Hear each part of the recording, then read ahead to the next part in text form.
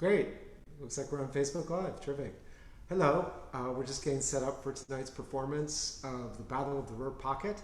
So check back in with us at 8:30 for this free presentation. You can also watch it on Zoom if you go to the rhino.org, therhino.org. It is free and it starts at 8:30.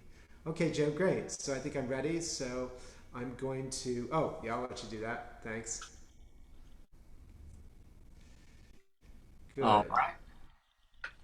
Can you show me the second slide? Sure. Thanks. I think the way you've got the time for the top, the Ruhr semicolon San Francisco. Do you want the word "and" in there? No, so just the Ruhr semicolon San Francisco.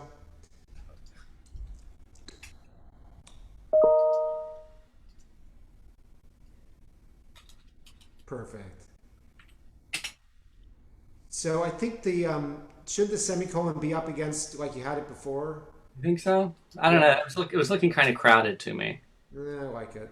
I think Okay. it's correct if. Well, it is correct. It's correct. Well, let's be correct. Okay. Correct is correct. Unless it's a cataloging record. Right, exactly. We don't do that in library land.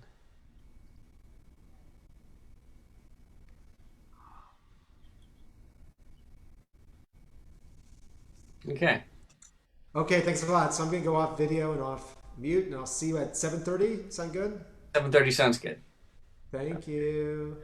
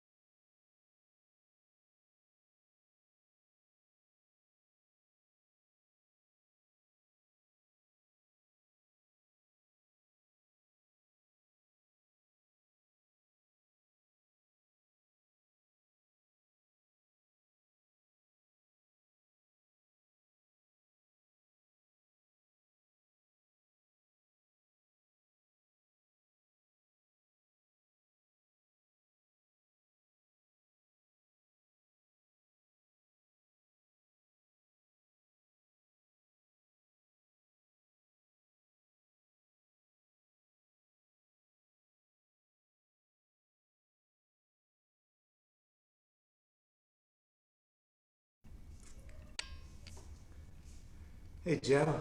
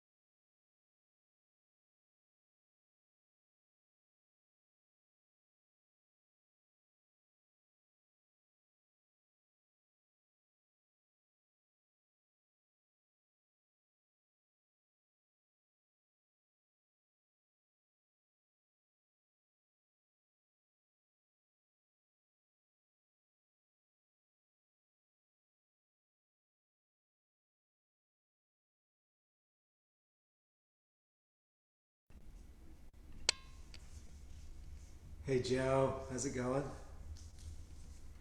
Hey there. Hey, let me just check my sound one more time. Let's see.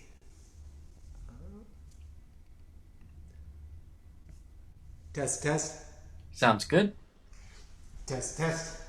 I can hear you. Great. And test, test. Sounds good. All right, terrific. Whoops, let me get rid of that and make sure I am everything I'm supposed to be. Whoop, whoop, whoop. Let's see. Um, and then this should be on that. It is. That should be on this.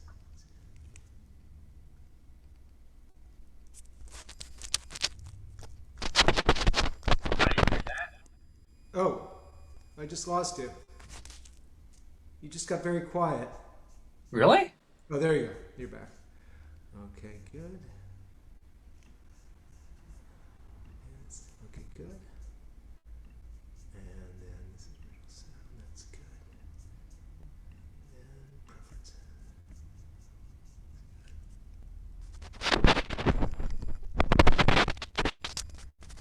You hear anything? I heard that. Okay, good. Thank you. All right. Well, I think we can start recording. Okay. And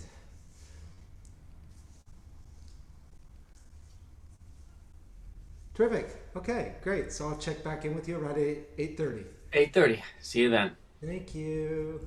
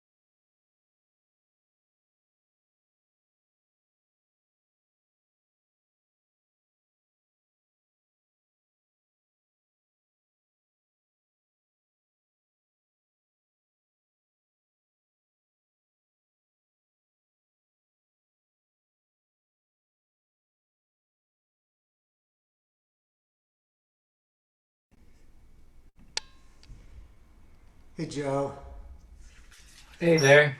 how's it going? Good. Good. Let's just check a few things, please. All right. Okay. And test, test, Sounds good.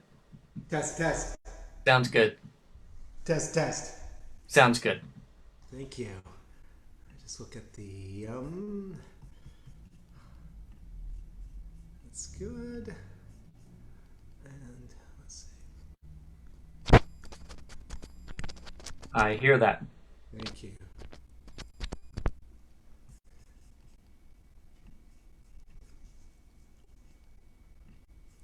Good. Good.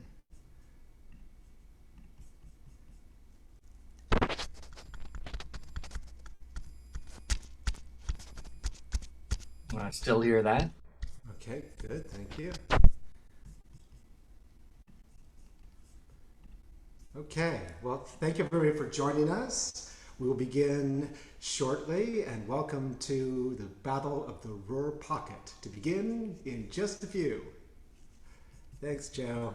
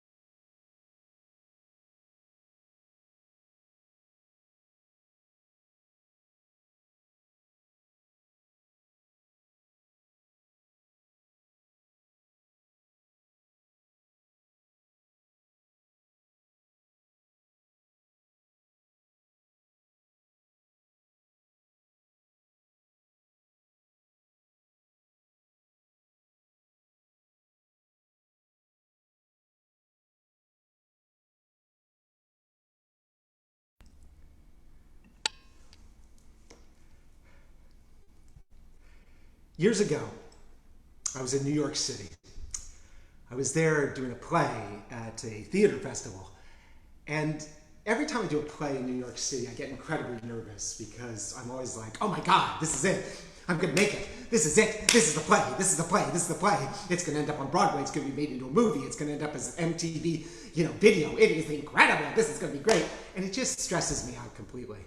I can never relax and enjoy the experience of putting on the show, right? Because I'm just like, the whole time thinking like expectation. And it's really hard to relax. Yeah. Like when I'm out of rehearsal, when I'm not working on the show, it is impossible to relax. So one day I went for a walk in Brooklyn Heights and I decided I was going to go to my favorite used bookstore. Now I wasn't staying in Brooklyn Heights, that's very hoity-toity. I was staying in the neighborhood next to it, Cobble Hill, which is a little bit down market, But I was entitled to walk into Brooklyn Heights. So I walked into Brooklyn Heights to go to my favorite used bookstore. And it's not a big store, but it's packed with books. And the staff isn't all that friendly. I mean, they're always like working. They're always like boxing up Amazon orders and stuff like that. I mean, they work really hard now that with the internet and everything. So I just go in there and nobody like vibes it out. They don't treat you like you're going to steal anything. They're just like, it's cash. And I was looking for a book that would distract me, take my mind off of everything. So I drifted towards the history section. And that was just an excuse, really, to drift towards the military history section. And I found the book. Oh my God, one of my favorite battles ever, and a whole book on it. The Battle of the Ruhr Pocket. Oh my God, I was so excited. The Battle of the Ruhr Pocket. I bought the book and I raced home and I sat there and I read the whole thing right there. It was like amazing. I was just turning pages. I love this book. I love this book. Now, here's the thing. I need battles to distract me, okay? I'm a very disappointing gay man, because I've just never been distracted by like Betty Davis. I mean, I love her, but I don't get into that Betty Davis thing where I can escape by watching Betty Davis, Philip, give me the letter. Philip, give me the letter. Or MGM musicals. Gotta dance. Follow the Albert Road. Follow the Albert Road. Follow the Albert Road. Follow the Albert Road. I just, I love them. I do. And I've seen them all. But they just don't distract me. Not like a good battle. And I'm not into any of the cool battles like D-Day or the Battle of Midway. I like the really Gottendammerung battles. The battles that completely destroy Germany.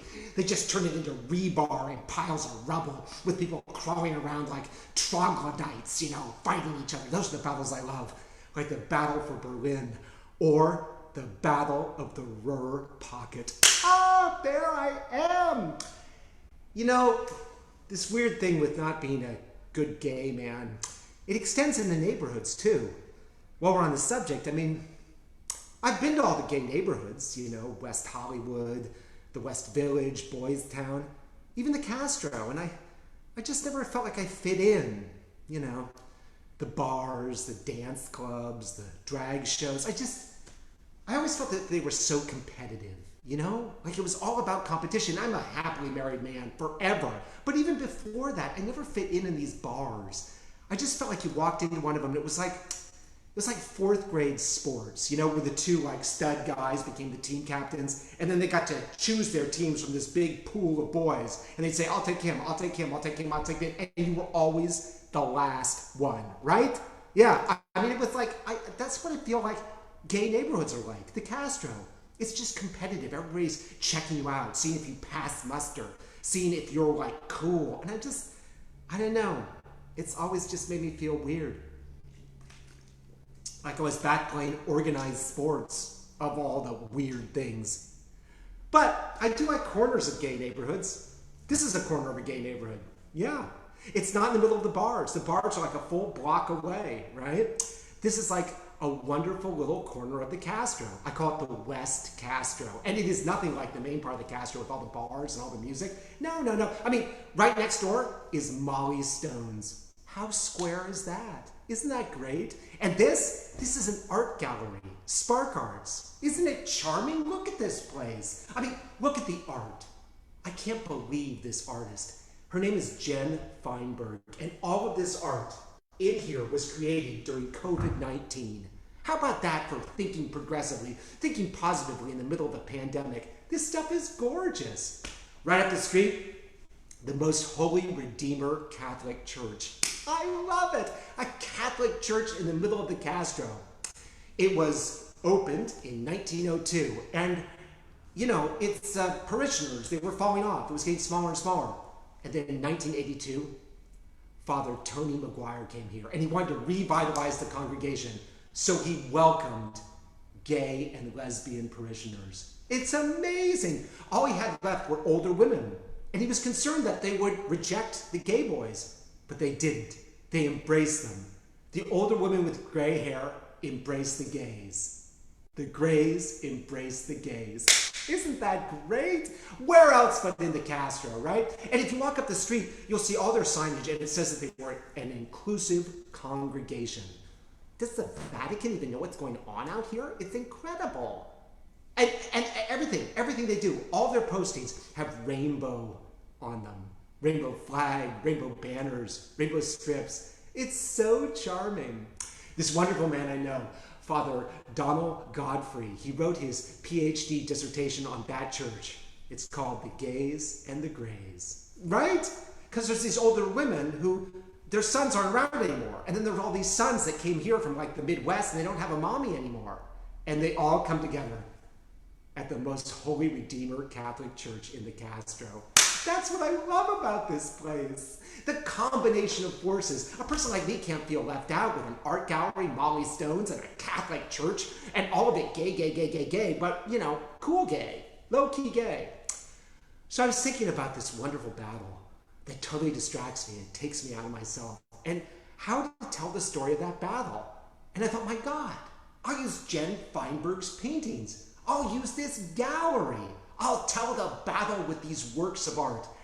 And then I thought, yes, but what are the chapters going to be? What are the sequence of events going to be as I tell this story, right? How is it going to progress? And I thought of what the Most Holy Redeemer Church has, that every Catholic church has, the Stations of the Cross. Think about it. The Stations of the Cross. It's incredible. Now listen. So what are the Stations of the Cross? Okay, well, it begins with the crucifix, also central to the Catholic Church. That is the fact, the crucifixion of Christ. That's the fact. The Stations of the Cross are the how. They tell the story of his crucifixion. They show folks who go how it happened, how it progressed. So that is how I tell the story of the Battle of the Ruhr Pocket with its own stations. Stations of the Cross, stations of the battle. So what's the background to all this? Well, World War II. And what's the most important thing in World War II? What was going to win the war for the Americans? I'll tell you, tanks. That's right, tanks, right? Because with tanks, you can conquer stuff. You can take over countries. Now, of course, there are other things that you can use, like atomic bombs, but those weren't being used yet, not just yet. And then airplanes, but airplanes dominate the air. People don't live in the air, they live on the ground. They're battleships and submarines and aircraft carriers, but they dominate the oceans, right? People don't live at sea, they're not fish. They live on the surface of the earth. Now, what prevents a tank from rolling in and conquering another country? Well, the enemy, okay, but if you get a big enough army, bigger than the enemy's, you can win that. There's like mountains and hills and weather. Well, weather, you can fight all kinds of weather. Mountains and hills, you can go through them, through passes, you can do it. But what's going to stop a tank in its tracks? What's the ultimate barrier?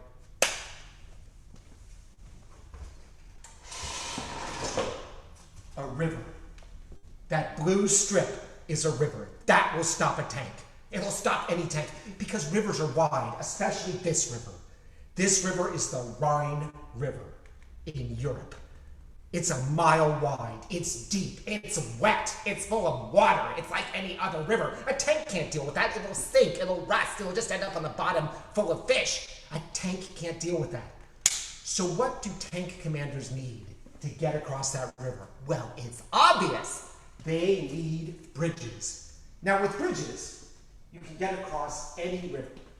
Easy, right? We all know this. There they are, the bridges. the bridges across the Rhine. So if the American generals can get the bridges, they can get across the Rhine River and get into Germany. So what was going on in 1945? The Germans were losing the war. They conquered all of Europe, but they were being pushed out of Western Europe, pushed back and back and back. Over here is France, Holland, Belgium. They've all been liberated from the Germans. Luxembourg, the Germans have been kicked out. Over here is Germany, where the Germans still are. And dividing Germany from the rest of Western Europe is the Rhine River with bridges on it. Now, of course, the Germans don't want the Americans to get into Germany, right? So they keep blowing up bridges. There are only 3 bridges left at the beginning of March 1945. And if the Americans want to get into Germany, they're going to have to get one of those 3 bridges. Otherwise, they'll always have that river between them. Now, the Germans don't want to blow up the bridges yet because they have some men over here still on this side of the Rhine. And those men are slowly evacuating across the bridges. So they don't want to blow the bridges until they have to, until the Americans are bearing down on them. And then they'll blow them. But until then, they want to keep their forces moving across. So now we're to our first station. Our first station of the cross, the first station of the battle, the race for the bridge at Oberkassel, Station 1. Now, Oberkassel is a bridge that's just outside of Dusseldorf. And the Germans have not blown it up yet. They're keeping it open so they can get their troops across. They want to keep that bridge open to keep the troops flowing across. And the 83rd American Infantry Division, the Ragtag Circus, saw that it was still there. Now, the Ragtag Circus was called the Ragtag Circus because it was composed of vehicles from all armies. It wasn't just American vehicles. It was German vehicles that had been captured. It was an American Infantry Division that was racing across Germany in a ragtag collection of vehicles. And they saw that the Oberkassel Bridge outside of Dusseldorf had not been blown yet. The Germans hadn't blown it yet. And the 83rd Infantry Division, the Ragtag Circus, was racing towards the Oberkassel Bridge. And then they saw that the Germans still hadn't blown it. And they were getting to the approaches of the bridge. They came to the approaches of the bridge. They were on the approaches of the bridge. And then suddenly,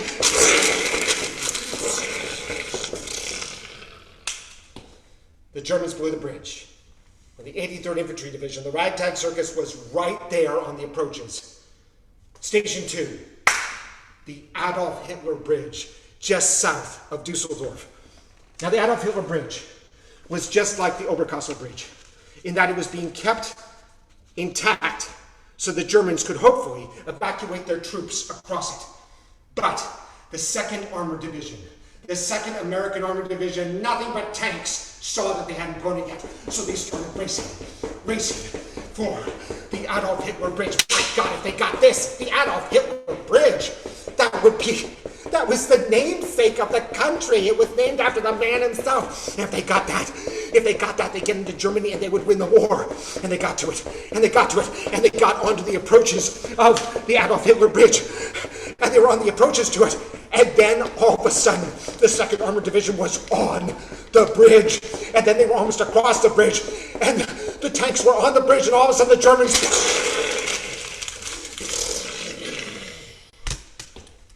blew it up. With American tanks actually on the bridge. So there was down to one bridge, the railroad bridge at Remagen. Now, this is a railroad bridge. So nobody was really counting on it as being the bridge that would help us get across the Rhine. But you could lay planks on top of it and get across it. And the Germans had not blown it yet. They were still evacuating General von Zegen's 15th Army across this bridge. There were still trucks full of men, cars, vehicles, civilians fleeing across this bridge back into Germany. And they hadn't blown it yet. And the 9th Armored Division of the 1st American Army got news that it hadn't been blown yet, and they started running with their tanks and all their ragtag collection of vehicles, running towards the Remagen Bridge. And they were almost on the bridge. The Germans were firing at them. And then they were on the approaches to the bridge. And then they were on the bridge itself. And they were almost across the bridge, the Remagen Bridge, when suddenly the Germans blew it up. But the explosives didn't work. They were cheap. They were the wrong kind of explosives. They did damage to the bridge, but they didn't destroy it. And the Americans got it. They got it. They got the Remagen Bridge. The bridge at Remagen. They got it. And they started to pour their troops across it. Hundreds of men, hundreds of tanks, tons of supply. They started pouring them across until the whole First Army was across the Rhine River on the one bridge left.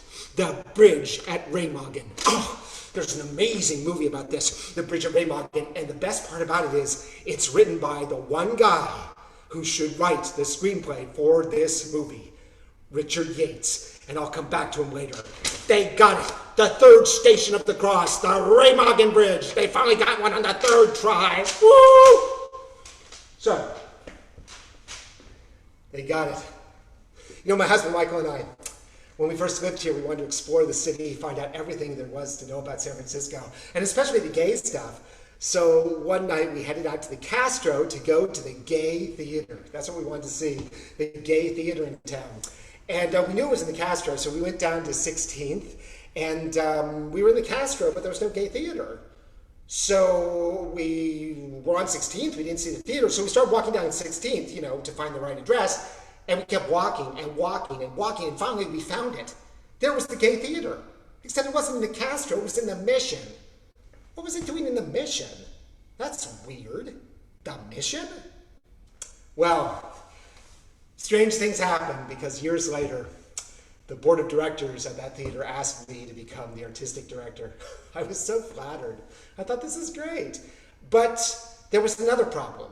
Aside from the fact that it wasn't in the Castro, it had sort of shaky financial possibilities. It didn't seem to be doing so well financially. So I had two solutions to these problems. First of all, to the Castro problem, I thought, well, okay, I'll just call this like Castro East. This is just like Castro East. You know, it's like a little finger of the Castro that goes into that other neighborhood. I'm not going to call it that other neighborhood. I'm going to call it Castro East, like a protuberance, yes, that stretches into the Castro is there. Okay, that solves that problem. And then the financial problem, well, that was worrisome, but you know what? I was broke and out of work. I had to take the job. If I wanted to have an income, I better take it. So, I took it gratefully. We'd have to just figure out the finances. So, Station 4, the lunge. So the Americans have gotten across the Rhine River.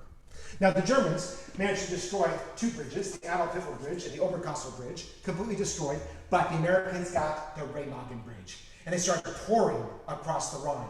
The Germans sent troops south to fight them, and while they were distracted, the American Ninth Army to the north built its own bridge across the Rhine, north of the Remagen Bridge. So now there were two American bridges across the Rhine River, two American armies across the Rhine, and the Germans were all grouped between them, right here.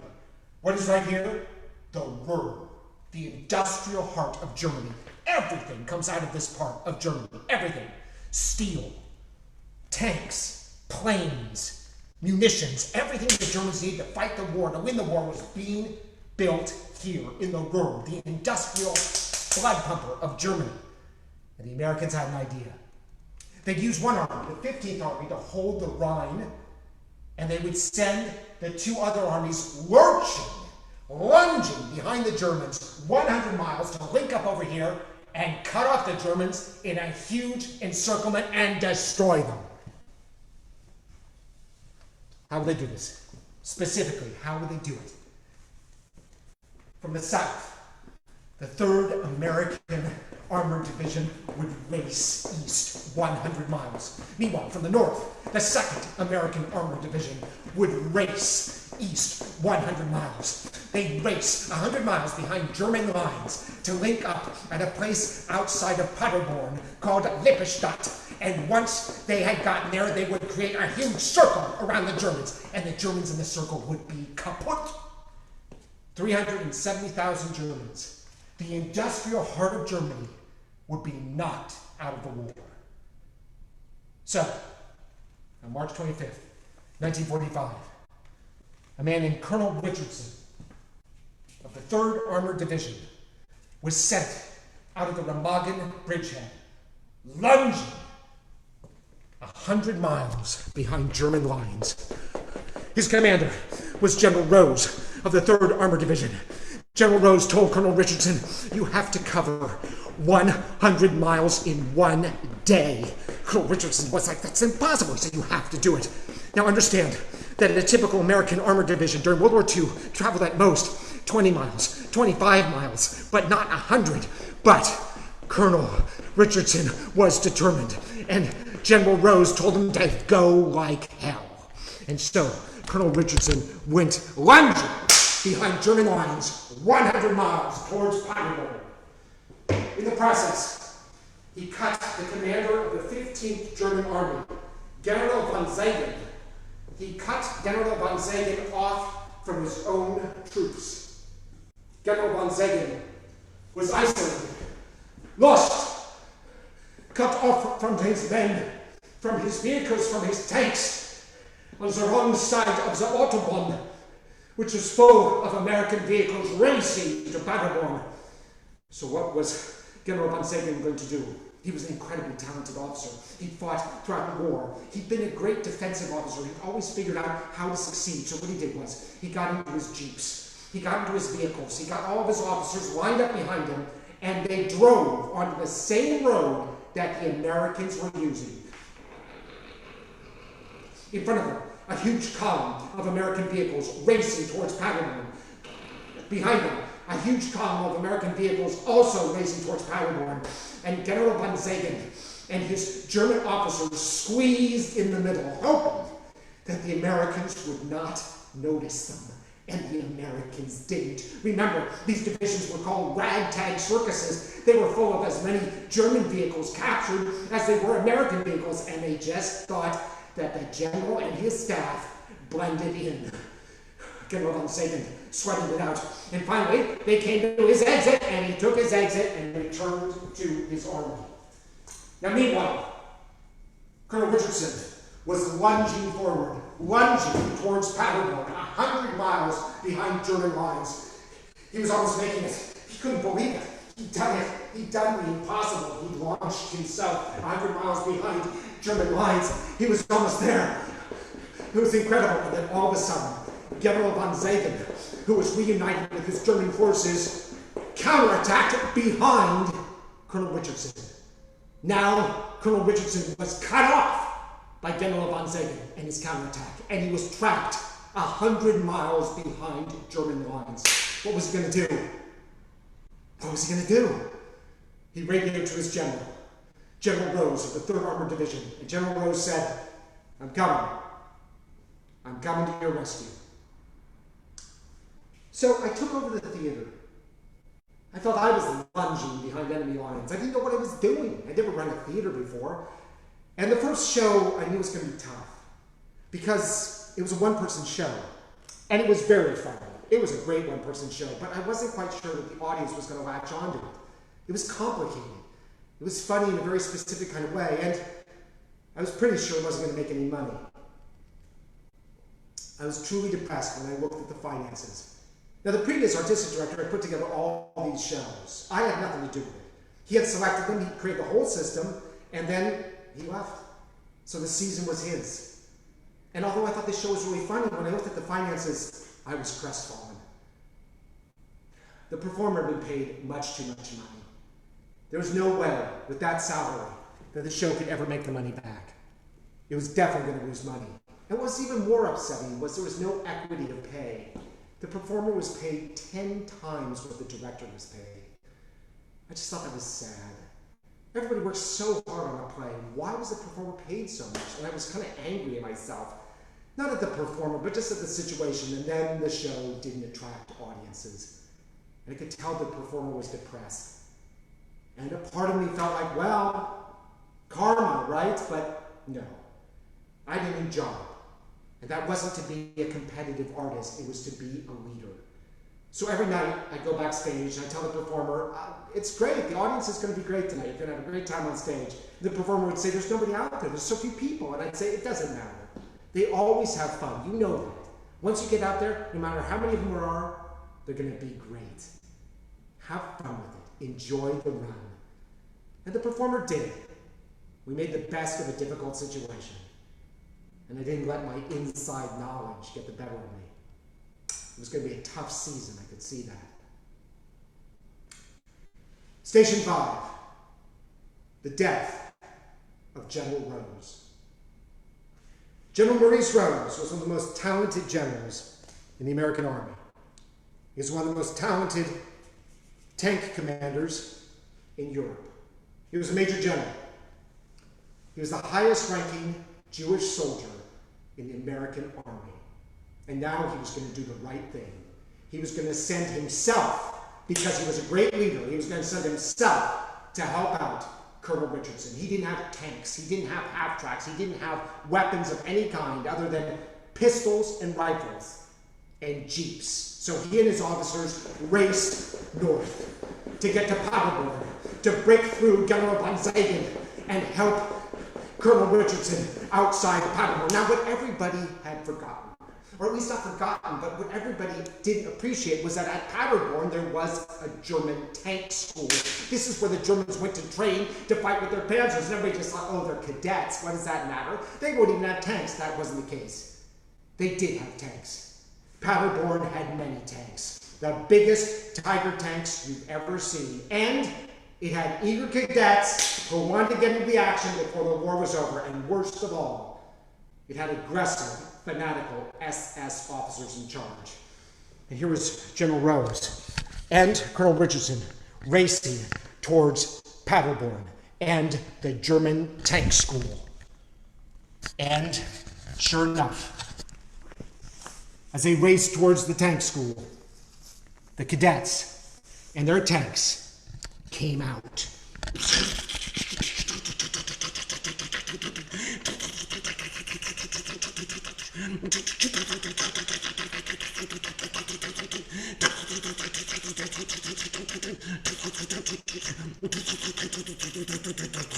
General Rose was racing north to help Colonel Richardson, and all of a sudden he found himself surrounded by the SS tanks from the Paderborn Cadet Tank School. Everywhere he looked, tanks surrounding him, their guns pointing at him. He didn't know what to do. He looked to his right and left, and his officers were surrendering. And he realized that with rifles and pistols, that's all they could do. So, his officers were given a nod by the SS officers in the tanks. And so they all started to reach for their gun belts. That's how you surrender. You put your hands down, you reach for your gun belt, you take it off, and you throw your gun belt away. Well, General Rose could not get his gun belt off. He was struggling with his gun belt. He couldn't get it off. And the Germans, of course, thought that he was reaching for his pistol. So they opened fire on him with machine guns.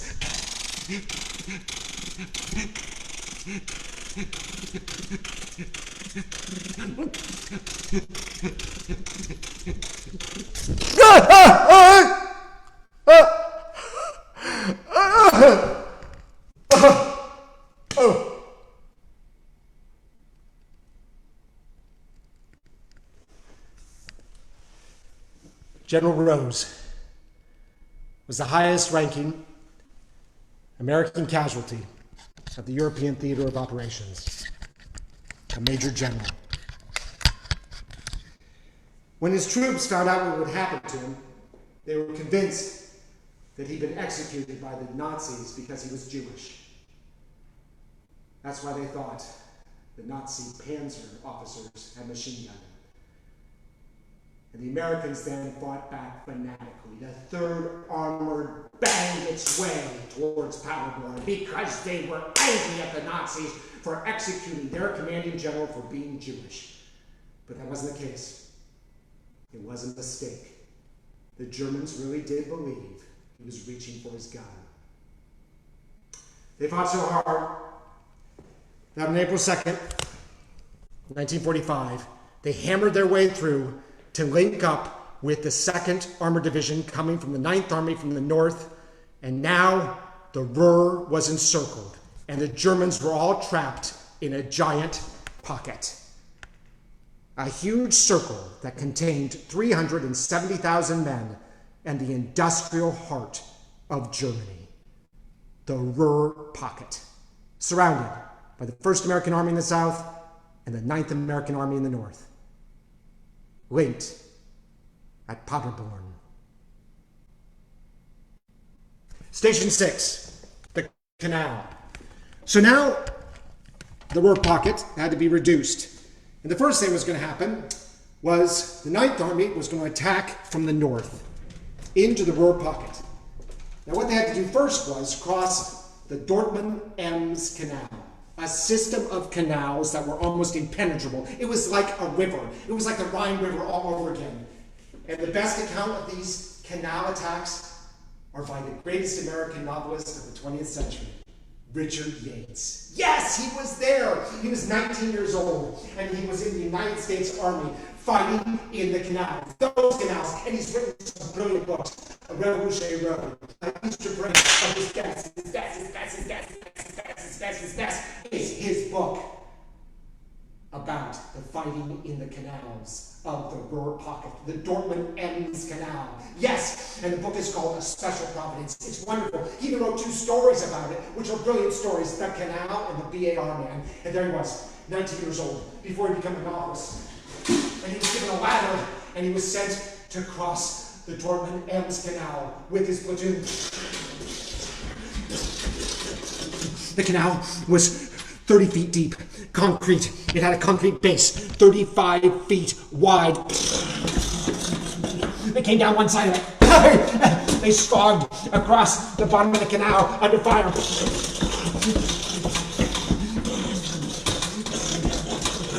There was complete confusion. They barely knew what was going on. On the other side, they opened up their ladders and they started to climb up the other side of the Dortmund-Ems Canal, but the ladders were only 24 feet high. They weren't high enough for the 30-foot concrete walls. They got to the top, and they had to be pulled up to the top. And on the top, they discovered a horrifying landscape. Incredible. A completely destroyed city. The Ruhr was such that the cities were so big that they stretched and connected to one another, and they were completely destroyed. Dortmund, Essen, Cologne, Dusseldorf, Duisburg, all of them destroyed. How? By the United States and British Strategic Air Commands. For 4 years, they've been bombing the Ruhr, trying to knock the Germans' industrial heart out of the war. It was a devastating bombing campaign.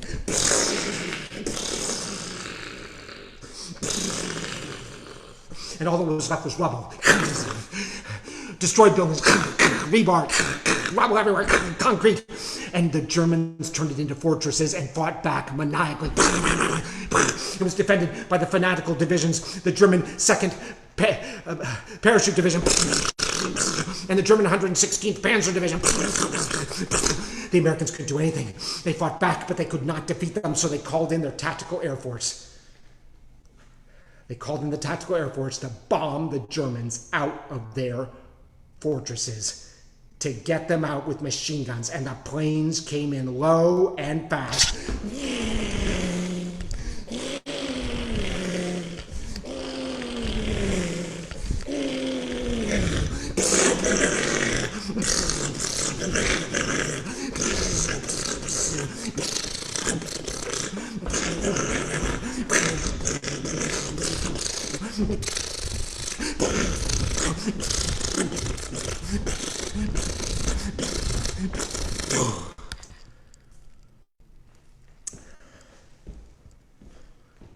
The next show in the season was my own play. It was about World War II. It was about gays in the military during the Second World War. And it was a big success. I was very proud of it. It was a wonderful cast. And I was very happy that it was successful. But I made a big mistake. The leading actress and I, for some reason, weren't getting along. I didn't understand it, but, you know, it takes two to tango, so I'm sure it was half my fault. And I never dealt with it. Well, I did deal with it. I stopped speaking to her. For 6 weeks, I wouldn't speak to her. I just got fed up with the arguments. And I shut down. I didn't try to work it out. I just stopped speaking. It occurred to me that I wasn't behaving like a leader. I was behaving like a child. I need to get better at that. Station 7, the Sauerland. So the 9th Army has attacked the north. Now the 1st Army is going to attack from the south into the Ruhr pocket. They're going to attack into the Sauerland. Now where does that name come from? Well, it's just like English. It's an area of Germany that is sour. The soil is bad. It's a part of Germany that just stinks. Bad soil, smelly country. The Sauerland, the sourest part of Germany. And the 1st Army was launched into the Sauerland. Now, taking the helm on this assault was the 18th Airborne Corps, led by the famous General Matthew Ridgway. And the German defense was dogged. Oh God, it smelled terrible. And the Germans were shooting at them. It was awful. So General Ridgway sent in the 13th Armored Division.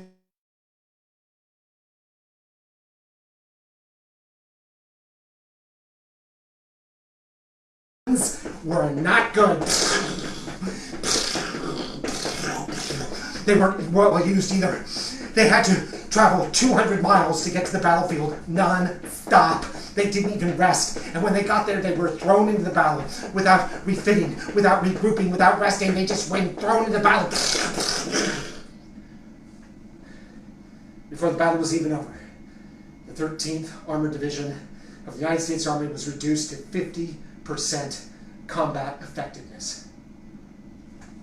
Station 8. Hold the Rhine, or frustration. So I've talked about the 9th Army attacking into the pocket from the north and the 1st Army attacking from the south. But what about the 15th Army that was supposed to hold the Rhine front? Remember that? They were afraid that the Germans were going to attack across the Rhine and get behind the Americans. But the Germans weren't doing anything. They were static. They were moving. And the men in the 15th Army were getting frustrated because they wanted a piece of the action. Now there were 2 motivations. There were divisions like the 82nd Airborne, the All-Americans. Now, these guys were great. They had fought at D-Day, Italy, Sicily. They had fought at the Market Garden operation. They fought the Battle of the Bulge. They had fought everywhere. They'd always been star fighters. And here they were sitting, guarding this river. They were frustrated. There are also new divisions, like the 94th Infantry Division. It had never been in combat. They wanted a piece of the action before the war was over. So, frustration set in, and these 2 divisions decided to take matters into their own hands. The 82nd Airborne Division was going to launch its forces across the Rhine River. They got into their landing craft, and they put the landing craft into the Rhine, and then they headed across the Rhine River. When they got on the German side, the Germans started firing on them.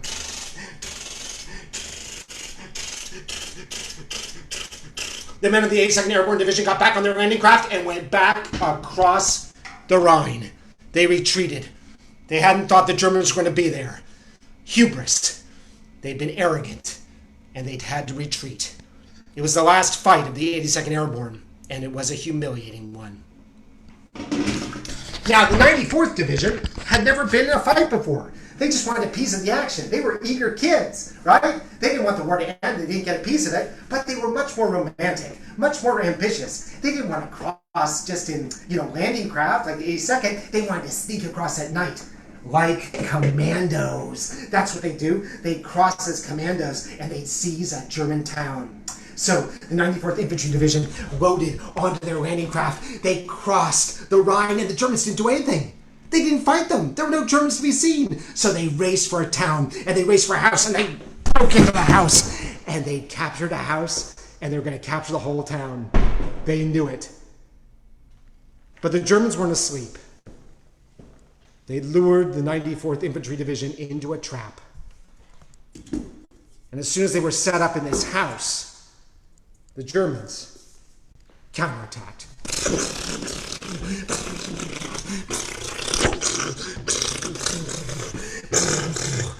And there they were, in that house. And the Germans surrounded them. And so they sent word to them, "You must surrender, Amerikanskis. You must surrender." And the Americans were terrified. They didn't want to surrender. They'd be humiliated, but you must. You must. The war is almost over. It'll be over soon. The Americans are going to win. You'll be liberated in a few days. But you must surrender now, or we will flatten the house. And the young soldiers in the 94th were terrified. They didn't know what to do. And the Germans gave them till 3. One, you must surrender. We'll take care of you. You'll be liberated in a few days. 2, it'll be fine. Just come out or we will flatten you. 3, and the Americans came out. They surrendered. Near the end of the war, when the Germans were losing, the 94th suffered a humiliating defeat. Both the 94th and the 82nd hadn't taken the Germans seriously, and the Germans had proved them fools. Even in defeat, the Germans could fight ferociously. That's what the Ruhr pocket was proving. The next show was, it was complicated. It was a very complicated show, and it was, how should we put it? It was experimental. It was confusing to the audience. They didn't like it. Now, I thought it was great. I mean, the acting was incredible, the directing was incredible, the design, the costumes, the sets, it was all really impressive. And a lot of the dialogue was great, but it really didn't make sense. It really wasn't meant to, but it wasn't audience friendly. And the director and the playwright weren't open to feedback. They didn't want to talk about it. They just wanted to put on the show. And it was fine. I thought, okay, just be a cheerleader, show your support, you know how to do it. Don't shut down. Don't stop talking to people. Be a good leader. A tough thing, though, was that the playwright wanted a place to work. And I said, there's no more offices, but you can come into my office. I'll set up a desk and you can work in my office. And the playwright did, came into my office and for 6 weeks worked in my office. The problem was that the playwright didn't really work. The playwright just wanted to hang out and talk, which was okay. All right. I mean, I had work to do, but all right, I could talk for a little bit. But the playwright really didn't want to talk. The playwright just wanted to talk about themselves. And every time I sort of cut in and told a fun story, they would listen for a while, bored, and then just go back to talking about themselves. It was a very tough 6 weeks. But we got through it. The show ended. I thought everybody felt fine about the show, except that the playwright wrote me an email. And in the email, the playwright complained about everybody who worked at the theater except me. I'd like to say I was flattered, but I knew why the playwright had such a tough time. Probably, people just got tired of hearing the same old stories. It was frustrating. It was a tough season. Every play, for some reason, was a struggle. But I had to keep at it. Keep pushing forward. Station 9, Dortmund, south and north. The United States Army, the First Army, was attacking Dortmund from the south. The United States Ninth Army was attacking the city of Dortmund from the north. The resistance was incredible. The Germans were fighting back constantly. They would not let up. They would not let up. The planes came in and attacked. But still the Germans resisted. Why? How? Why were the Germans so fanatical? I think it was because of the Gestapo. The Gestapo has started to arrest any German, soldier or civilian, who wanted to surrender, who showed any signs of defeatism. They took them outside the towns and hung them from telephone poles.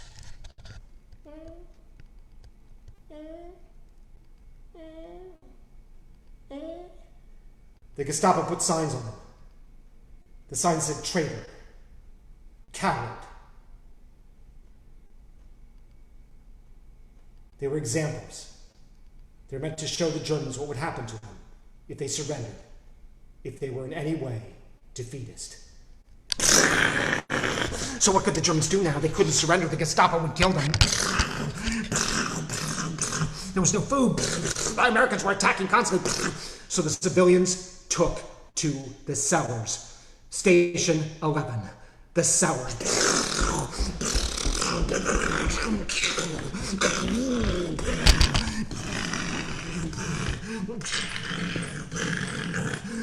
The Germans were in their cellars now. The bombs, the tanks, the explosions overhead were unrelenting.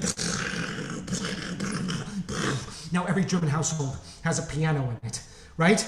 The home of Beethoven, Bach, Brahms, Bruckner, Wagner. This was the country of music, so every German home had a piano in it, and now the pianos were playing the music of war. As the explosions rained in, the pianos played their own special music.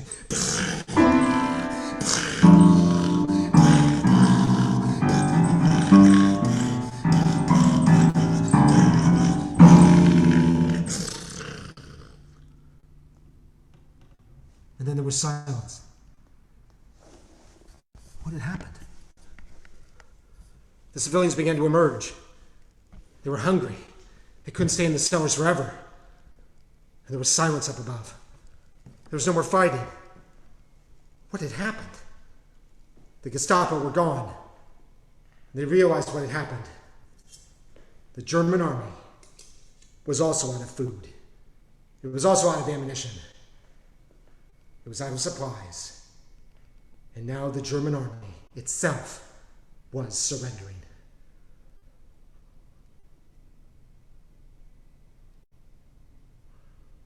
Station 12, the link-up.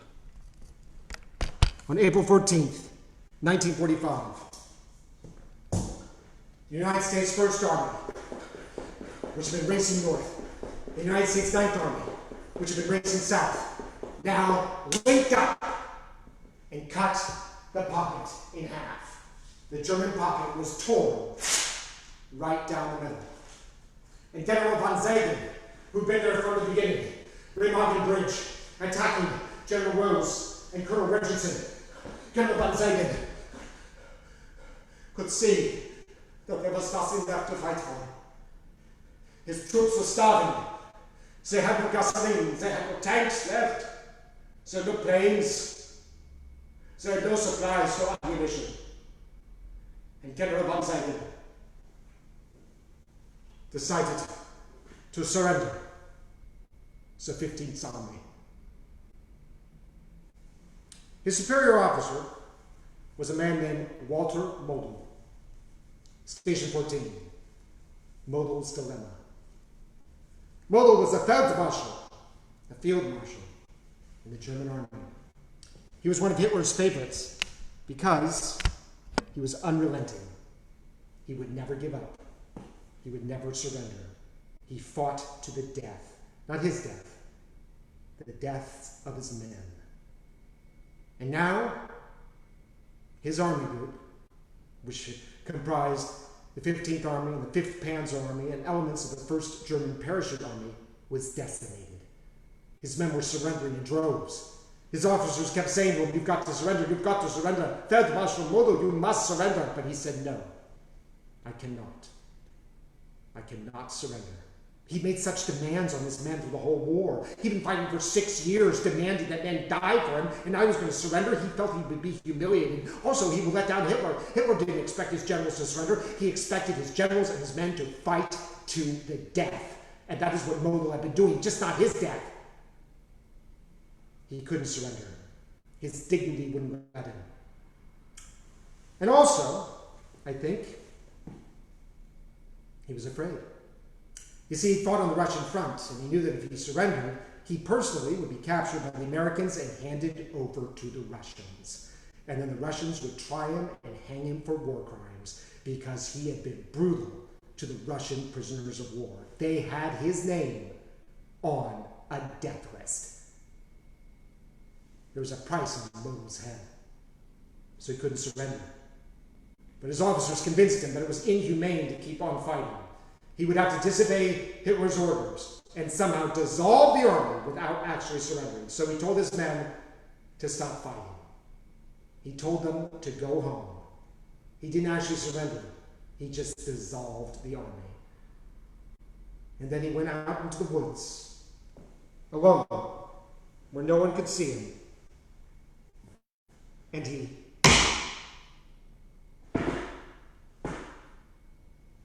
shot himself in the head.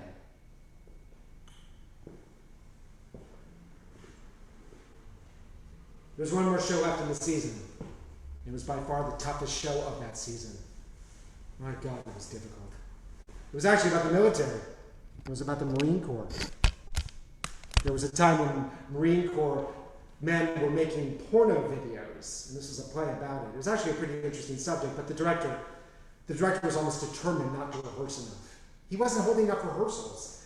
And when the show went into previews, he came to me and he said, "You can't open the show. You can't have previews. The show isn't ready." I said, "We have to do it. We've sold tickets." He said, "No, you can't." I said, "You've got to do it. You've got to have performances." He said, "No, I refuse. I won't let the actors perform."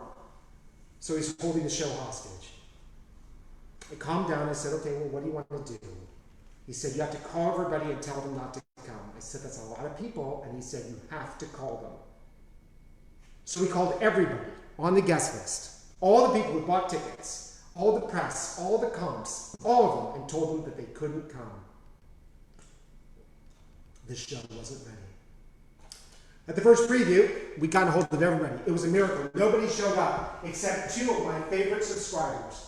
Two women from San Jose, a married couple, and they were both San Jose police officers. And they were pissed. Especially one of them, who told me, "You didn't leave me a message." I didn't get a message. I said, "Oh yeah, I did. I mean, I left a message with a couple different numbers. I'm sure I did, telling you shouldn't come. I called as early as I can, maybe."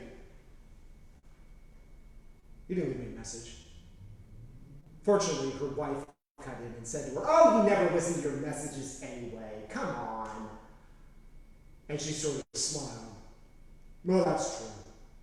And she laughed. I thought, oh my God. I thought I was in trouble. They were cops, these two, from San Jose. I was going to end up in a San Jose prison. Can you imagine? It sounds horrifying and boring. Can you imagine what the food is like in the San Jose jail? And then the director came out, and he totally was charming with them. He was like, "Oh my God, look at you guys. Yeah, I saw your name in the guest list, Sergeant. Yeah, but I knew you weren't in the military. I knew that you were a cop. Look at you. Yeah, come back. You'll love the show. You'll love the show." It was typical of the show. It took forever to open it. And when it did open, there were all sorts of problems. Problems with the actors, problems with recasting the show. Every week there was some issue. The actors were getting it wrong. Somebody quit. And then one night there was nobody to go on stage in one of the roles. And everybody, it was an ensemble piece, so everybody had a big role. And I said, "I will go on the role. I think I can do it." I actually had to perform without a shirt on in one scene. It was like ridiculous. But I thought, you know what? This is your responsibility. This is leadership. Get your ass on stage. And somehow we made it through the season. And that final director said thank you. He never thanked anybody at the theater. I hadn't even chosen his show. But somehow we made it work. And we made it through the season. And we didn't make any money. But we didn't get any pull.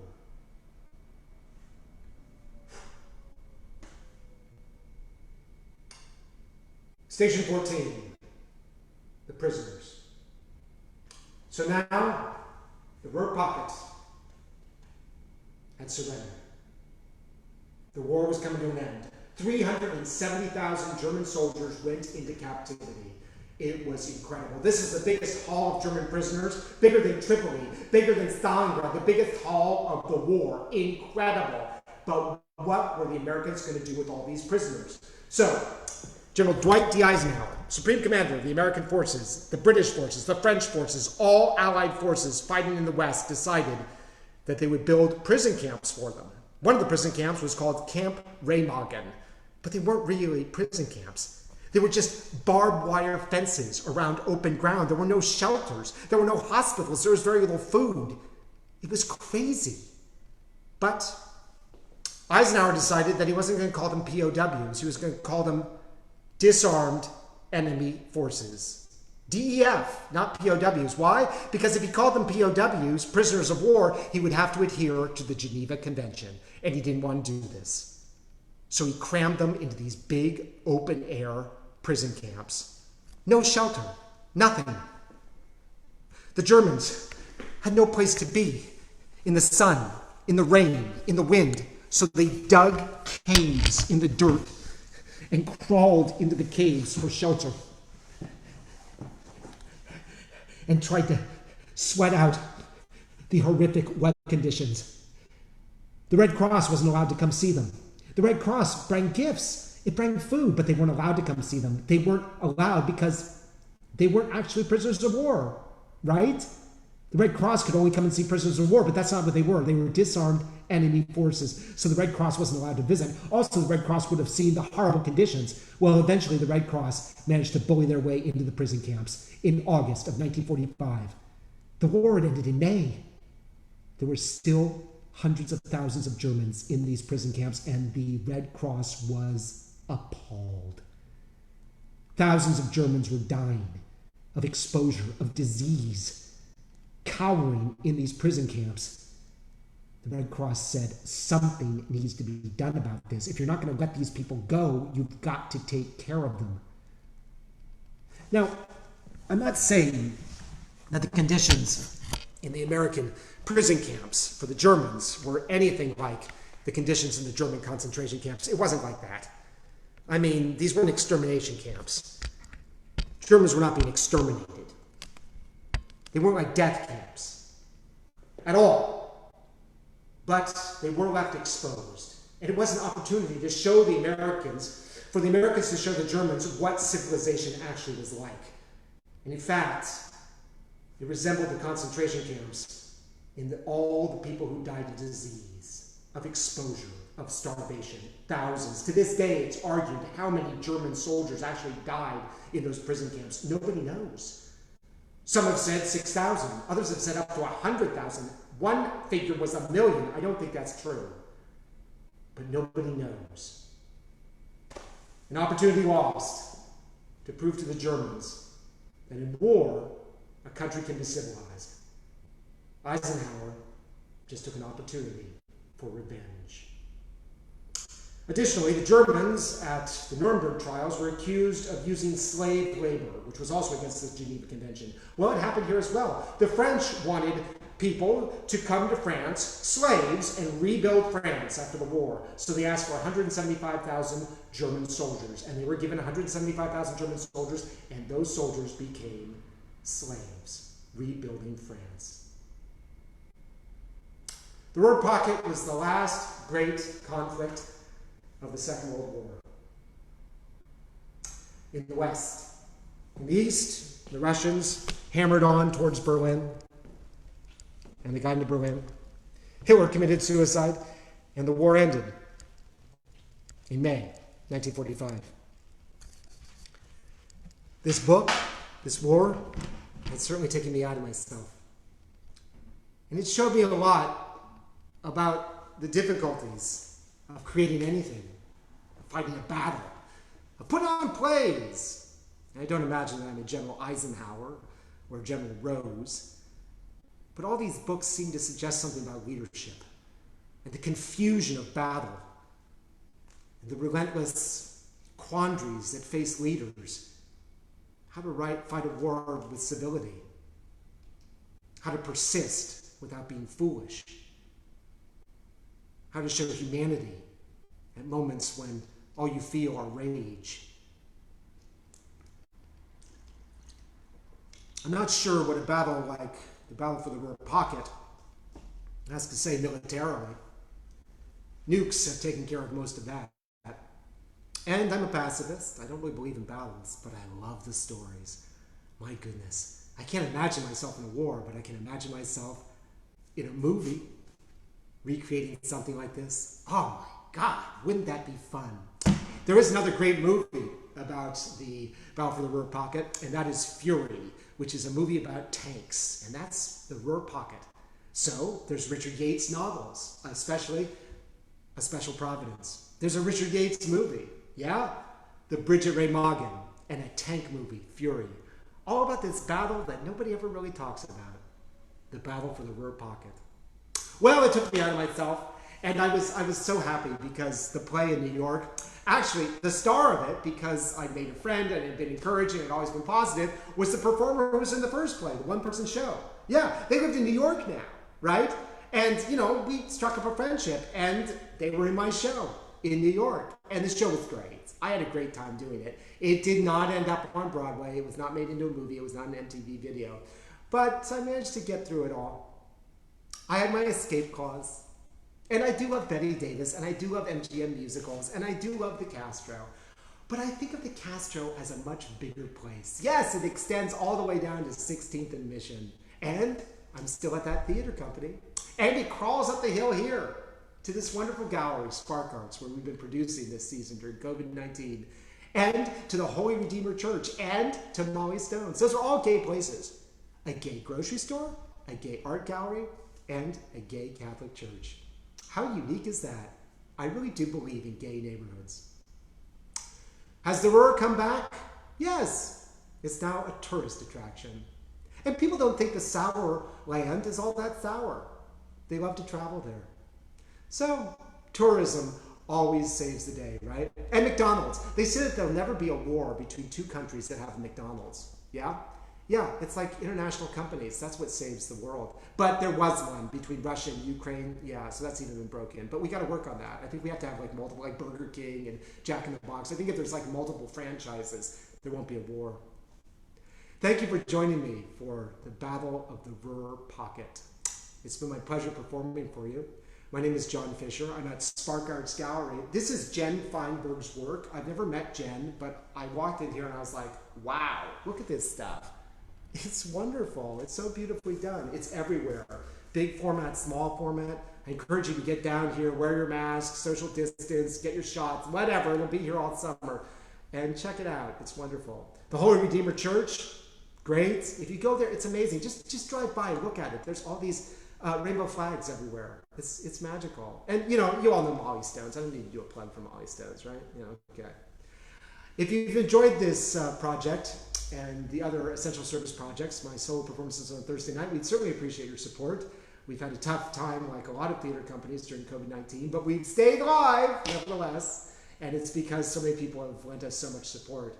You can go on our website, therhino.org, and make a donation through PayPal, or you can send me a check, John Fisher, Theater Rhinoceros, at my COVID-19 address, 91 Central Avenue, Suite number 102, San Francisco, California, 94117. We'll be back in May with a reading of a new play. That's Joe Talley's Enterprise. Yay, Joe! Yay! Joe keeps it going with the readings, with everything.